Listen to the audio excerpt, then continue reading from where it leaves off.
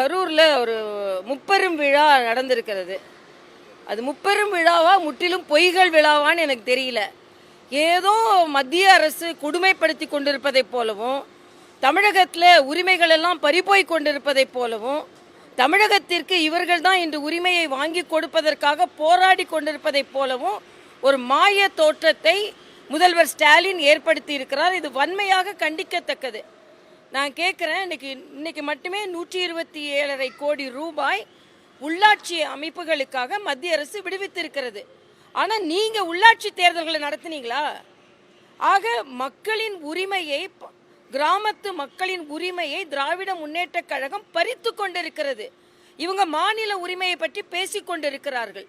அது மட்டுமல்ல, ஏதாவது அடக்குமுறையா திணிப்புகள் நடைபெறுகிறதா? என்ன திணிப்பு, என்ன அடக்குமுறை நடைபெற்று கொண்டிருக்கிறது?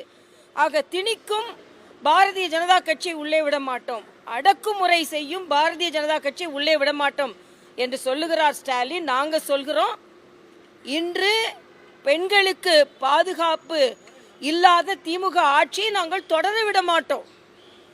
ஊழல் மலிந்திருக்கின்ற திமுக ஆட்சியை நாங்கள் தொடர விட மாட்டோம். நீங்கள் உள்ள விட மாட்டோம் இல்லை, தொடர நிச்சயமாக 2026 நிச்சயமாக தொடர விட மாட்டோம்.